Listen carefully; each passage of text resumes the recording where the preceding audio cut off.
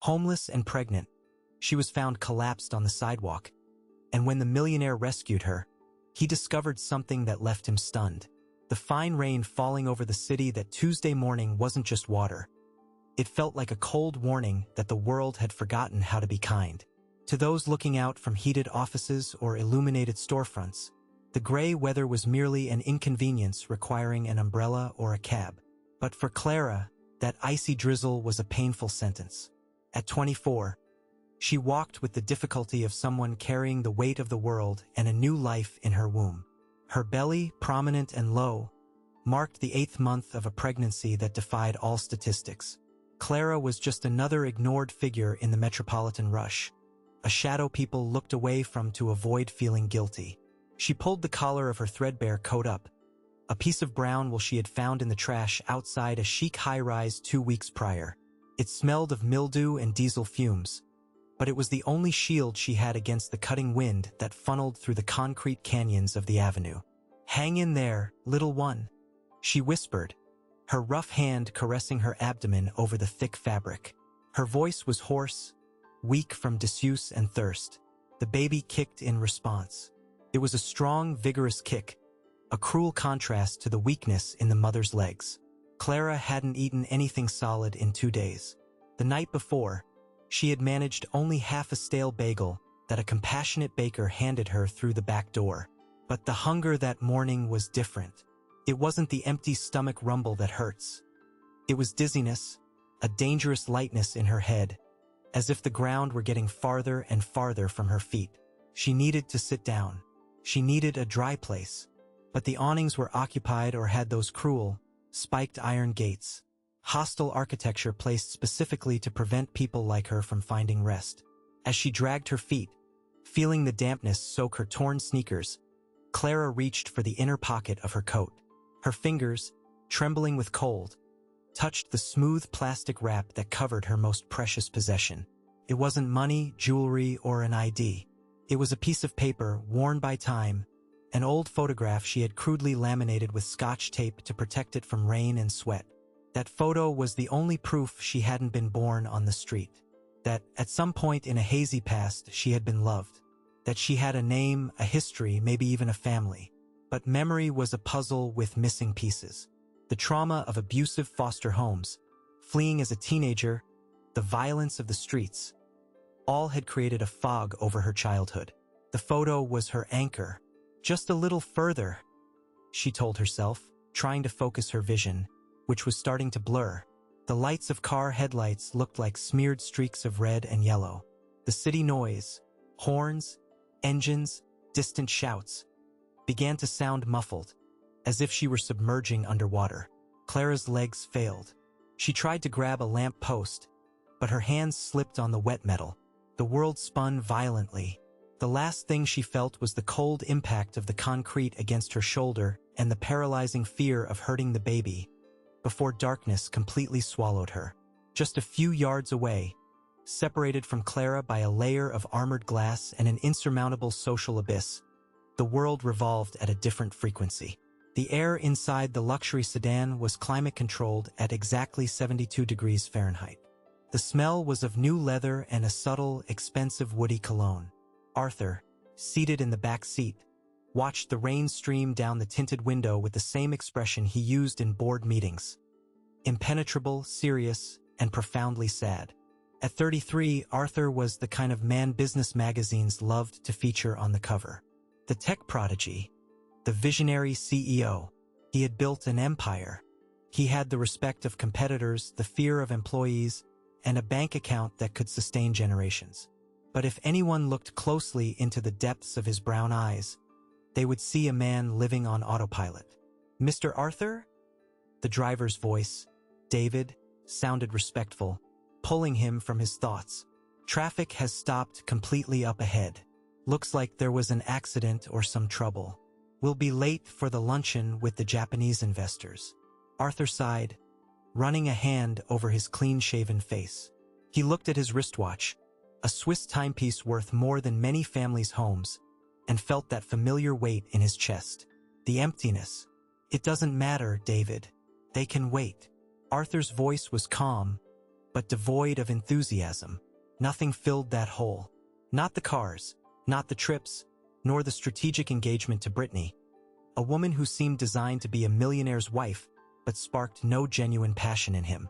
Arthur's life had stopped, emotionally, almost 2 decades ago. He closed his eyes for a moment, and the image came as it did every day. The sunny park, the ice cream cart, him turning away for just a minute to tie his shoe. And when he looked up, she wasn't there anymore. Alice, his 5-year-old little sister. The gap-toothed smile, the vivid eyes that followed him with adoration. Alice's disappearance destroyed everything. His parents never recovered. Their marriage crumbled under the weight of guilt and mutual accusations. Arthur, at 10, took the responsibility onto himself. He was the older brother. He should have protected her. He failed, and that failure turned him into a solitary man, locked in an ivory tower, accumulating power to try and silence the voice that told him he was helpless. "Sir, there's a large crowd gathered on the sidewalk there," David commented discreetly, pointing. "Looks like someone passed out. Nobody is doing anything, it's unbelievable. People are just filming with their phones." Arthur opened his eyes and looked out the window. The rain had gotten heavier. There was a circle of people with umbrellas, maintaining a safe distance from something fallen on the ground. Normally, Arthur would look away. He'd call a secretary, order them to activate emergency services, and move on with his life. That was how people in his world dealt with reality, by outsourcing pain. But today something was different. Maybe it was the approaching date, the anniversary of Alice's disappearance. Maybe it was the exhaustion of that artificial life. As he looked at the puddle forming around the fallen figure, he saw one detail. A pale hand, extended on the dirty ground, palm turned upward, in a silent plea. An electric shock ran down Arthur's spine. An irrational impulse, a violent need to feel something real, took hold of him. "Stop the car, David. Unlock the door." "Sir." The driver looked in the rearview mirror, confused. "It's dangerous. You can't get out here, security." "Unlock the door now," Arthur ordered, with an authority that allowed no reply. The click of the lock sounded loud. Arthur pushed the door open, and the noise of the rain invaded the silence of the car. He stepped out without an umbrella, without a coat, just in his immaculate Italian suit.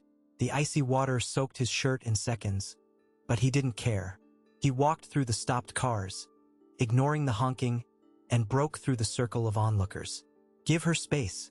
Get out of the way," he shouted, his grave voice silencing the murmurs. People stepped back, surprised to see such an elegant man wading into the dirt. When Arthur looked down, his heart skipped a beat. It wasn't just a person who had fallen. It was a girl, a young woman, her face sunken with hunger, lips purple with cold, and a huge, round belly shouting life in the middle of that scene of death. "My God," Arthur whispered. Her vulnerability pierced the armor he had worn for 20 years. She was trembling convulsively, even unconscious. The gutter water was running dangerously close to her face. Without thinking about the mud, without thinking about bacteria or what the social columns would say, Arthur knelt on the ground. His tailored slacks absorbed the grime of the sidewalk. He placed his hands on her shoulders, feeling how thin she was under the heavy, wet clothes. "Ma'am? Ma'am, can you hear me?" He tried to lift her head so it wasn't in the water. She didn't respond. Her breathing was shallow, wheezing. Arthur felt despair rise. He needed to check if she was hurt, if the baby was okay. He started trying to loosen the thick, soaked coat that seemed to be suffocating her. The buttons were jammed, the wool heavy as lead. It was in that moment of chaos, as he pulled on the lapel of the coat to give her air, that it happened. From the inner pocket of the ripped coat, an object slid out. It fell with the lightness of a dry leaf and landed exactly on Arthur's polished leather shoe. It was the photo. The makeshift lamination was scratched, but the image was still clear beneath the raindrops. Arthur looked, his eyes fixated on the image, and the world around. The noise, the rain, the onlookers vanished. Time froze. The air disappeared from his lungs as if he had been punched in the gut. The photo showed two children in a flowered garden. A 10-year-old boy, with a shy, protective smile, hugging a 5-year-old girl who was laughing at the camera, holding a rag doll. Arthur knew that garden. He knew that doll. And, above all, he knew that boy. It was him. That was the only existing copy of that photograph. The photo that was in Alice's backpack the day she disappeared. The photo his mother cried for years about not having a copy of. Arthur's mind went into collapse, and then into an absolute terrifying clarity. He raised his eyes from the photo to the face of the young woman passed out in his arms. He wiped, with a trembling thumb, a smear of mud from her cheek. He looked at the shape of her nose, at the line of her chin, and, beneath the layers of suffering, thinness, and years of sun and rain, he saw it. He saw the features of his mother. Alice! The word came out of his mouth like a broken prayer. Is that you? Couldn't be a coincidence. The statistical probability of finding a homeless person carrying that specific photo was nil. The recognition wasn't rational. It was visceral.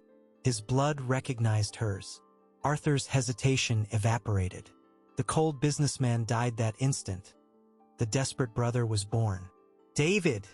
he roared, turning toward the car. The driver had already gotten out, holding an umbrella, shocked by the sight of his boss in the mud. "Bring the car here. Now." "But sir, the ambulance," stammered the driver. "Forget the ambulance," Arthur screamed, his eyes shining with a ferocity David had never seen. "Open the back door. We're taking her." Arthur didn't wait for help. He slipped his arms under Clara's legs and back. She was too light for a pregnant woman, which made his heart clench even tighter.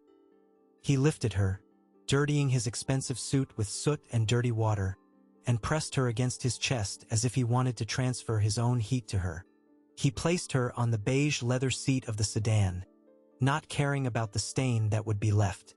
He got in immediately after, cradling her head in his lap. "Where to, sir?" "County Hospital," David asked, already behind the wheel, pulling the car away urgently. Arthur looked at his sister's pale face, at the crumpled photo he now clutched tightly in his right hand, and then at her belly, where his nephew fought to live. "No," Arthur said, his voice hard as steel. "We're going to St. Jude's private wing. Call Dr. Hayes now. Tell him it's a family emergency." "Family, sir?" David asked, confused, looking in the rearview mirror. "You heard me, David. Step on it." As the armored car sliced through traffic, using the concealed siren that was rarely turned on, Arthur stroked Clara's wet, tangled hair. The tears he had held back for 20 years began to mix with the rainwater on his face. "I got you, Alice," he whispered to her, still unconscious.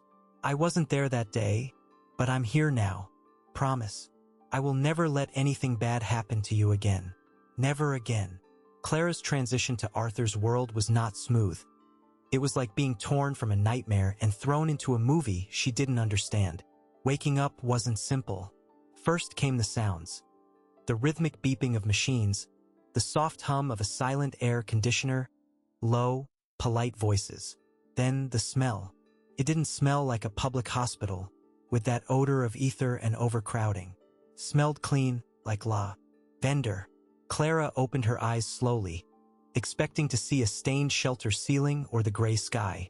Instead, she saw an impeccable white ceiling with indirect lighting. She tried to move, but her body felt heavy, sinking into a bed that was too soft. Panic hit her. Where was she? The baby! She immediately placed her hands on her belly in a reflex. He was still there, the familiar elevation. She let out the breath she didn't know she was holding. "He's fine. His heart rate is strong." The male voice came from the corner of the room. Clara turned her head quickly, fear sharpening her senses. Sitting in a leather armchair beside the bed was the man. She had flashes of memory, a face in the rain, hands holding her. Arthur was no longer in a suit. He wore a white linen shirt with rolled-up sleeves and jeans. He looked tired, with deep circles under his eyes, but his gaze was fixed on her with an intensity that frightened her. It wasn't the look of contempt she was used to receiving. It was a look of Devotion? Who are you? Clara's voice was raspy. Where am I? I don't have money to pay for this. I need to leave. She tried to sit up, pulling off the sensors attached to her finger, but the dizziness returned. Quiet. Please calm down. Arthur rose slowly, holding his hands up in a sign of peace. You are safe. Nobody will charge you for anything. I'm Arthur. He approached the bed but stopped at a respectful distance.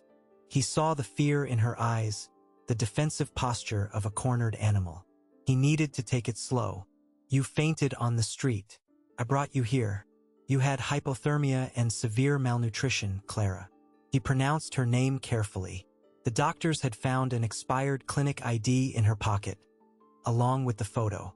Clara shrank against the pillow. Why did you do that? Nobody does that. What do you want?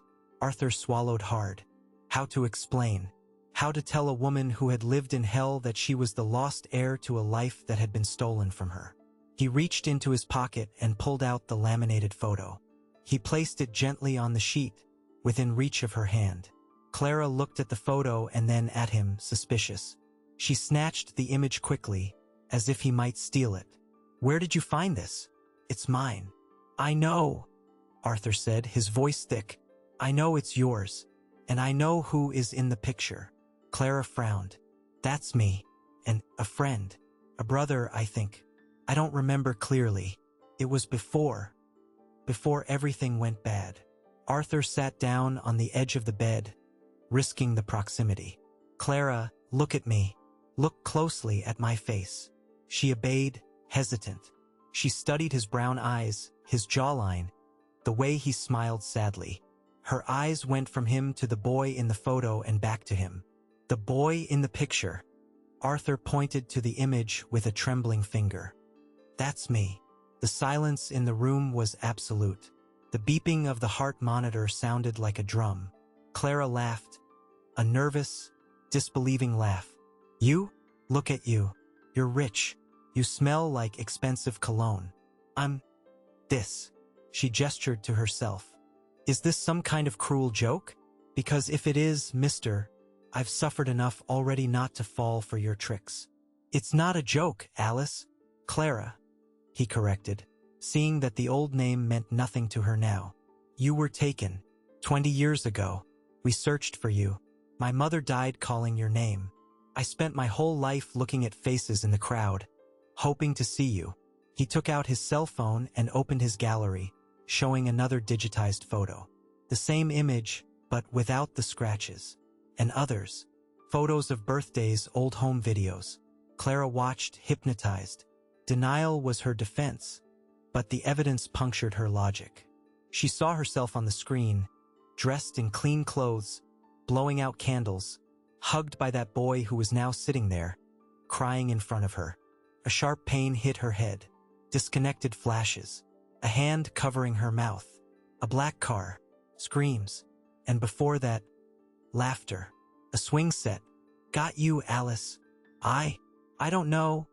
She stammered, tears starting to fall without her realizing it. My head hurts. It's too much.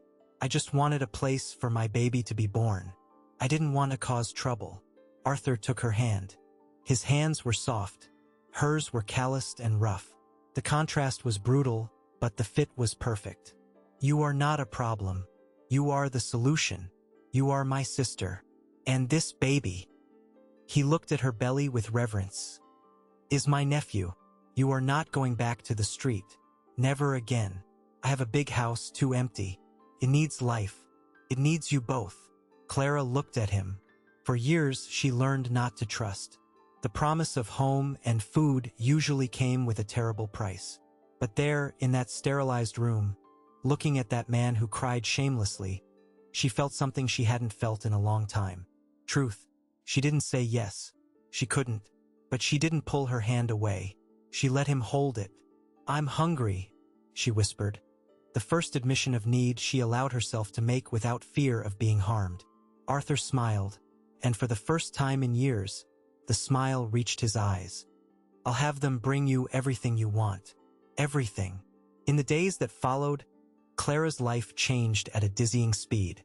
Her discharge from the hospital was followed not by a return to the sidewalk, but by a trip to a mansion surrounded by high walls and impeccable gardens.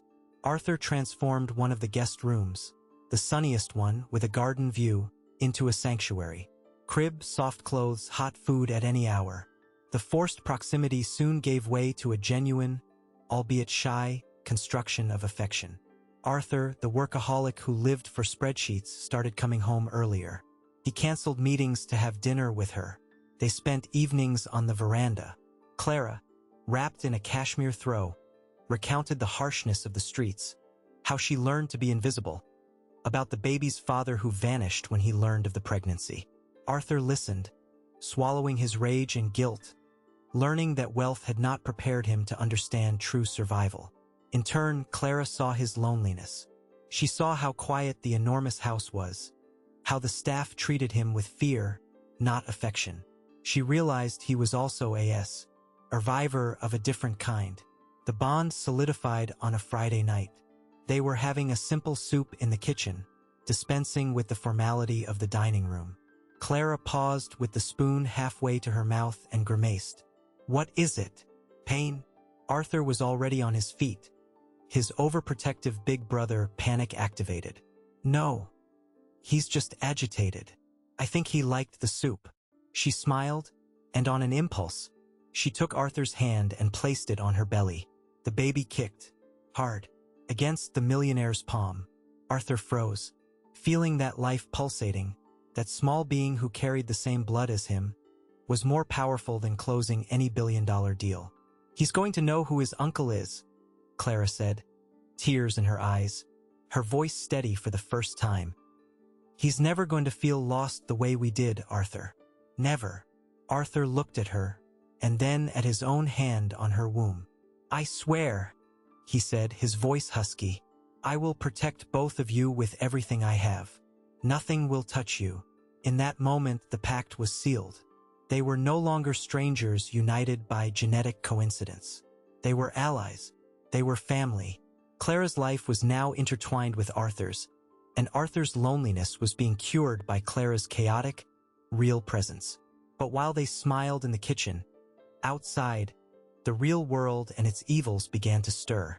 Arthur's sudden happiness did not go unnoticed. And where there is vast wealth and a new heir appearing out of nowhere, there are also threats lurking in the shadows, ready to strike. Can you imagine what it would be like to find the person you love most in the world, precisely when she needed you most, on a cold, dirty sidewalk? Fate sometimes plays cruel tricks on us, but it also gives us second chances that feel like miracles. Arthur and Clara found each other. But will brotherly love and the force of money be enough to erase 20 years of trauma and face the envy that is coming? If you were Arthur, would you have stopped the car? Would you have brought a stranger into your home? Let me know in the comments what you would have done. Clara and Arthur's story is just beginning, and the trials they will face will test this new bond to its limit. Don't forget to like the video and subscribe to the channel so you don't miss the continuation of this thrilling story in part 2.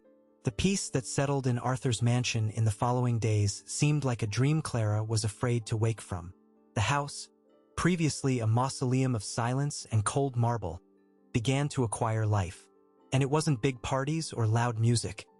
It was small sounds, domestic details Arthur was completely unfamiliar with. It was the sound of the kettle whistling in the kitchen because Clara insisted on making chamomile tea for both of them before bed. It was the smell of apple pie or simple corn casserole, a recipe she rescued from some distant childhood memory, invading the halls where previously only sterile air conditioning circulated. Arthur, the man who commanded thousands of employees, looked like a child learning to ride a bicycle. He fumbled with the bags of baby gear.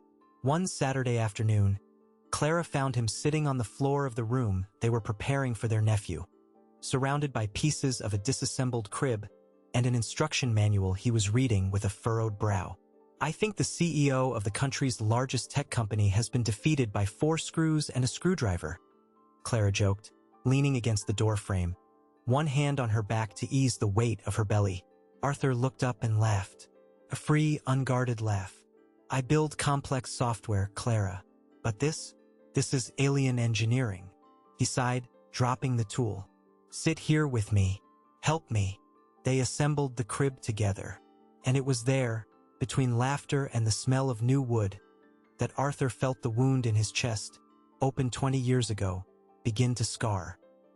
He looked at Clara and no longer saw the malnourished woman from the sidewalk. He saw the sister he should have watched grow up. The resemblance to their mother became more evident every day, now that her face gained color and her eyes lost that frightened, hunted look. "You're going to be a great uncle," she said, running her hand along the white rail of the assembled crib. "I'll try," Arthur replied, becoming serious.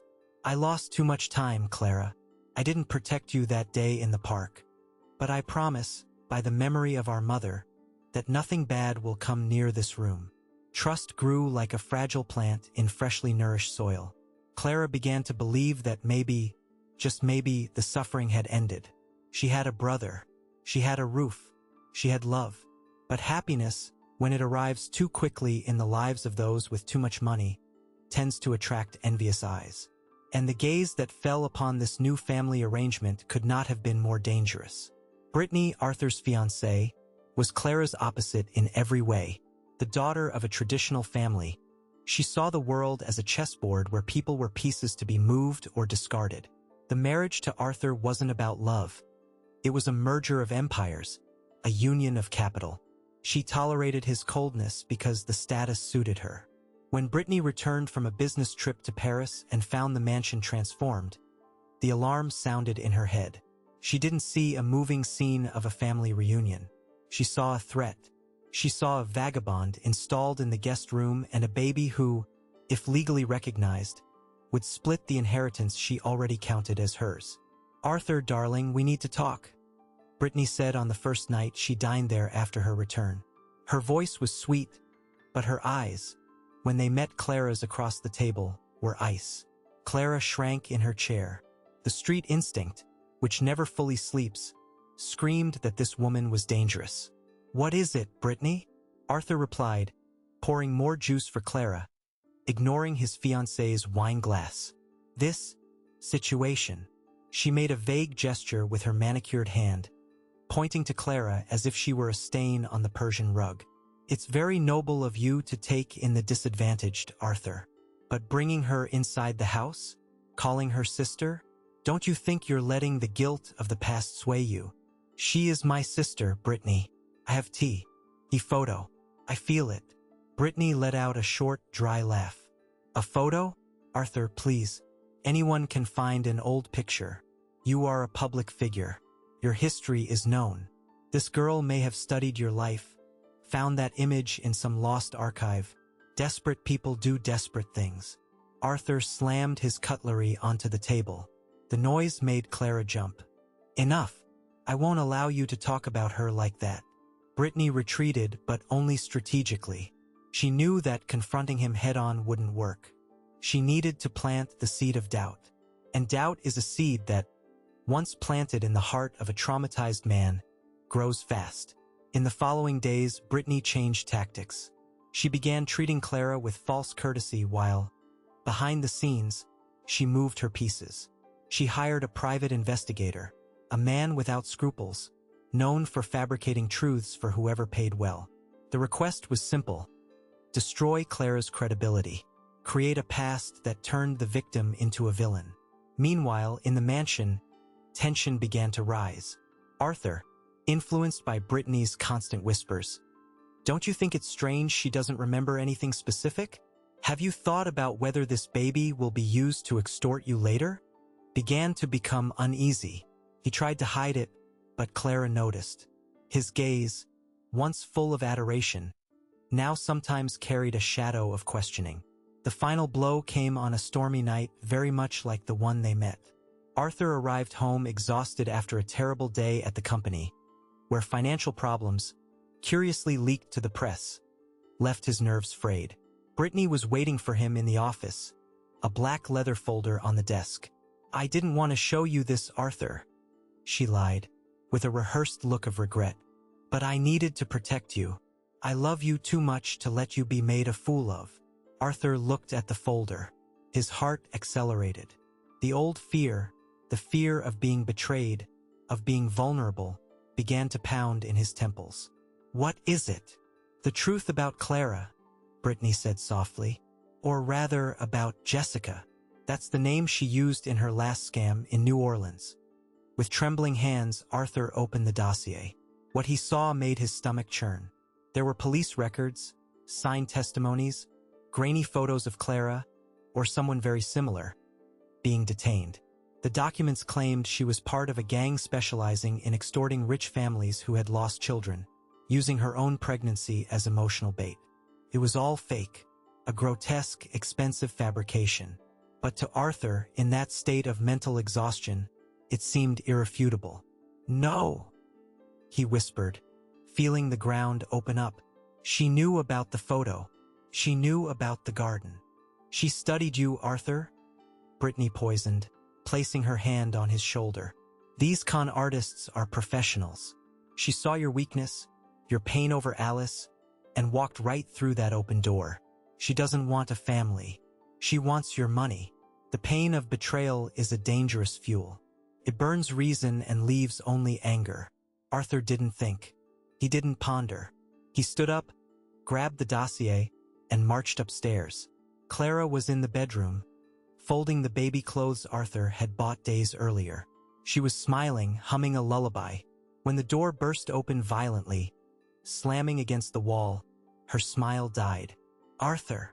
She turned, startled. "What happened?" Arthur threw the folder onto the bed, scattering the fake papers over the tiny clothes. "How long were you going to wait before asking for the money?" His voice was low, terrible. "Huh? Were you going to wait until the baby was born so the payout would be bigger?" Clara looked at the papers, understanding nothing. She saw her face on a police record that never existed. She saw accusations of crimes she never committed. "What is this, Arthur?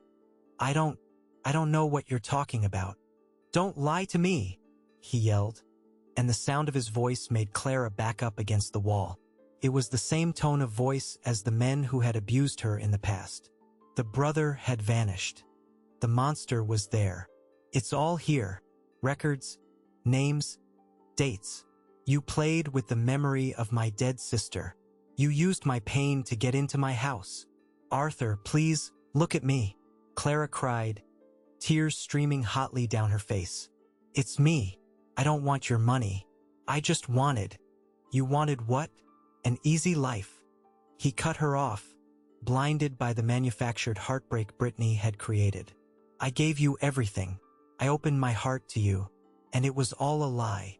"It's not a lie," she sobbed, clutching her belly, which hardened with tension. "Get out," Arthur said, turning his back because he couldn't bear to look at her and feel that he still loved her, even while believing she was running a scam. "Get out of my house, now, before I call the real police." The silence that followed was broken only by the sound of the rain hitting the window. Clara looked at his back. She could fight. She could scream that she was innocent. But life on the streets teaches a cruel lesson. When the powerful decide you are guilty, your voice is worth nothing. The trauma of rejection, of being seen as trash, spoke louder than any defense. She didn't take the new clothes. She didn't take the money he left in the drawer for her. With trembling hands, she went to the bedside table and took the only thing that was truly hers, the old, crumpled photo of the two children in the garden. "I'm sorry they made you believe this," she said, her voice broken but dignified. "I'm sorry you are still alone, Arthur." He didn't turn around. He heard her footsteps receding, heard the bedroom door close, and then the front door of the mansion slam. Brittany, who was waiting in the hallway, smiled victoriously when she saw the pregnant young woman leave into the storm without taking anything. Clara walked aimlessly. The icy rain soaked her clothes in minutes, washing away the warmth and the smell of lavender from the mansion. She was back in the nightmare, but now it was worse, because she had tasted security, and it had been ripped away from her. She walked for hours, fleeing the unbearable emotional pain, until her physical body forced her to stop. It was in a dark alley, behind an abandoned factory on the outskirts, far from the wealthy neighborhoods, that the first real pang hit. It wasn't a baby kick. It was a contraction. a sharp pain that made her double over and fall onto the muddy ground. "Not now. Please, not now," she begged the darkness. But nature doesn't wait. The pains came in waves, stronger and closer together. Clara was alone, in the cold, without a phone, without help, about to give birth amidst the garbage. Meanwhile, in the mansion, the adrenaline of Arthur's rage began to subside, giving way to a sickening emptiness. He was sitting on the guest room bed, the dossier in his hand. The house was silent again, the silence of death. His eyes fell on the dresser. The jewelry he had given her, a necklace with the initial A, pearl earrings, was there, untouched. The money in the drawer was there. Arthur frowned. Would a professional con artist, as the report claimed, leave empty-handed? Would a woman who lived by scams leave behind easily portable diamonds? He looked at the spot where the photo had been. It was empty. She had only taken the old paper. Only the memory. A chill ran down Arthur's spine, colder than the storm outside. The doubt, previously planted by Brittany against Clara, now turned against the very story he was told. He grabbed his phone and called a friend, a police captain, ignoring the hour. "I need you to check a criminal record for me. Now, I feel like I just made the biggest mistake of my life." But while Arthur began to awaken to the truth, Clara was screaming in pain in an abandoned warehouse, where the only witness to her child's birth would be the rats and the rain dripping through the broken roof. The darkness seemed to have won. Now I ask you, who are following this story with your heart in your hands, how many times has gossip and envy destroyed entire families because someone preferred to believe a piece of paper or a rumor rather than their own heart? Arthur was manipulated at his weakest point, but the price of that mistake is being paid by a pregnant woman, alone in the rain.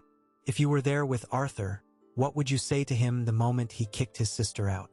Write the word justice in the comments if you think Arthur will manage to arrive in time to save Clara and the baby, or too late if you think this tragedy is irreversible.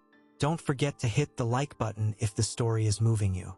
Subscribe to the channel right now, because the final outcome will bring a twist that will leave you breathless. You won't want to miss what happens in that warehouse. The silence on the phone line seemed to weigh tons. Arthur held the cell phone so tightly that his knuckles were white. On the other end, the voice of Captain Miller, his longtime friend, sounded grave and definitive, cutting off any hope Arthur had left of being right.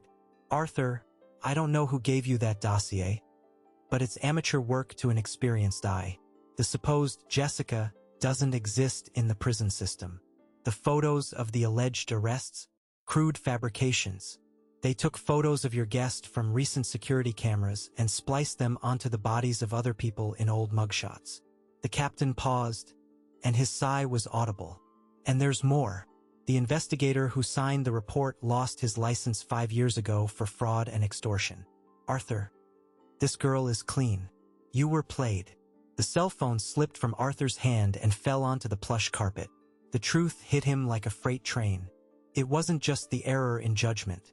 It was the violence with which he had treated the one person he was supposed to protect. He remembered Clara's face, bathed in tears, swearing her innocence.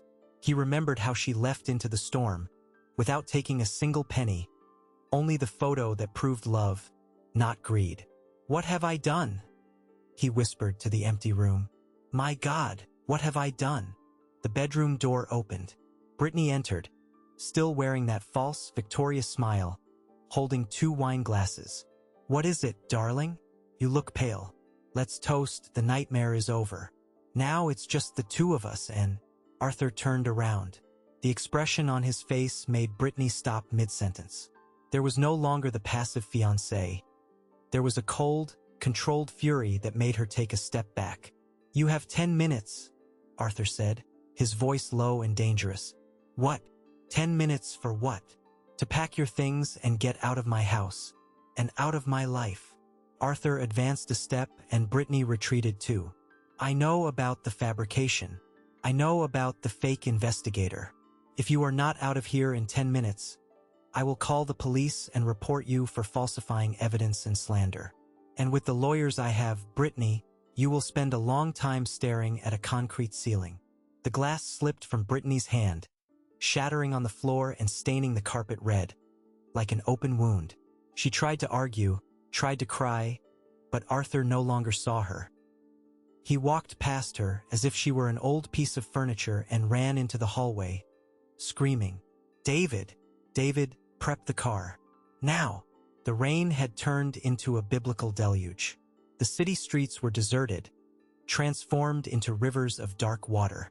Inside the armored sedan, Arthur sat in the front seat, next to the driver, his eyes fixed on the darkness outside. "Where to, sir?" "The city is huge." David was tense, gripping the steering wheel hard to keep the car on the slippery road. "To the outskirts, to the old factory district." Arthur tried to think like her. Where would she go? She didn't have money for a hotel. Shelters would be full or closed at that hour. She would seek out what she knew, hiding places. She once said she hid near the old textile mill when it rained heavily. "Let's go there." As the car cut through the water, Arthur called every contact possible. Hospitals, police, fire department. No one had a record of an unidentified pregnant woman being admitted. Arthur's fear grew, turning into a physical panic that tightened his throat. That's when the police radio, which David kept tuned to emergency frequencies for security, crackled. "Unit 45 copying. Call from residents on Flower Street, abandoned mill warehouse. Report of screaming. Sounds like a woman. The location is flooding." "It's her," Arthur shouted. "David, hit the gas." The car skidded on the curve, the tires squealing on the wet asphalt, and sped toward the industrial zone. When they arrived, the scene was desolate. The warehouse was a skeletal structure. Half the roof collapsed. Rainwater poured in from all sides. Arthur didn't wait for the car to fully stop. He jumped into the mud, ignoring David's shouts about safety, and ran into the darkness, lighting the way only with his cell phone flashlight. "Clara! Clara!" The sound of the rain was deafening, hitting the zinc sheets. But between the noise of the thunder, he heard it. A long, sharp moan of pure pain. He followed the sound to the back of the warehouse. There, on a pile of damp cardboard and old newspapers, she was. Clara was unrecognizable. Her hair stuck to her face by sweat and rain, her hands gripping her clothes tightly. "Clara!" Arthur threw himself to his knees beside her. The cold, dirty water instantly soaked his pants. Clara opened her eyes. When she saw Arthur, terror seized her face. She tried to push herself away, dragging herself backward, protecting her belly with her arms. "No, don't take him from me," she screamed, her voice rough. "I didn't do anything. I'll leave, I swear. Don't hurt my son." Those words broke Arthur's heart into 1,000 pieces. "No, no, no." He held up his hands, showing his open palms. He was openly crying, not caring. "I won't hurt you. I came for you. I know the truth, Clara. I know Brittany lied. Forgive me, my sister. For God's sake, forgive me." A new contraction hit Clara, making her body arch. She screamed, a visceral sound that echoed off the concrete walls. Arthur looked down. Her pants were stained with blood and fluid. "The baby is coming," he stated, panic fighting with the need for action. "David, call the paramedics. Tell them it's an emergency delivery.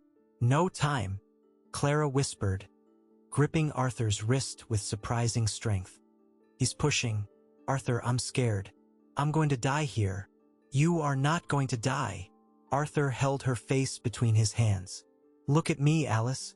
Look at your brother. We survived 20 years of separation.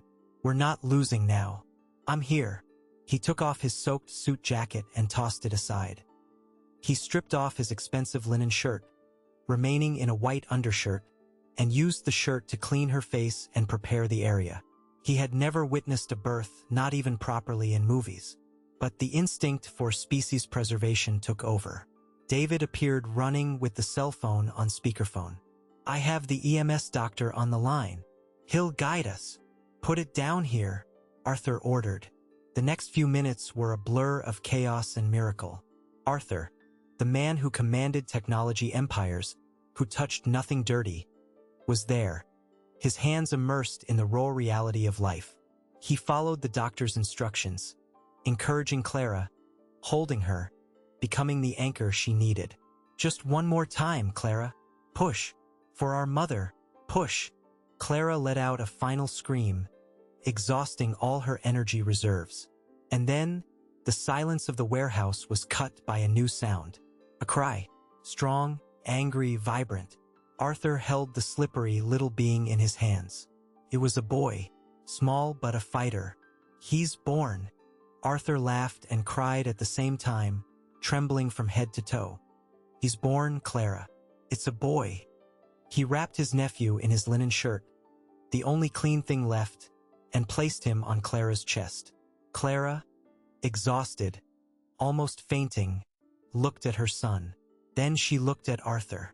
In the midst of the dirt, the cold, and the storm, there was a moment of absolute peace. The terror in her eyes had disappeared, replaced by deep recognition. That man wasn't the arrogant millionaire. He was the boy from the garden. He was her brother. The ambulance siren wailed in the distance, approaching like a promise of salvation. The recovery at the hospital was slow but steady. This time, Arthur didn't leave Clara's side for a minute. He slept in the uncomfortable armchair, ignoring the nurse's pleas to rest at home. The difficult conversation happened 3 days later. Clara was sitting in bed, breastfeeding little Lucas, a name Arthur suggested, meaning light, because he brought light to their darkness.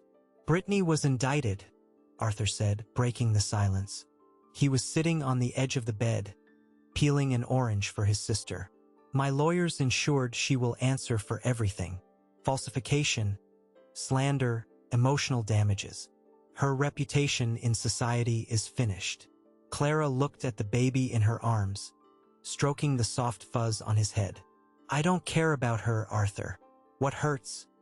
What hurt? Was seeing you believe it. Arthur stopped the knife.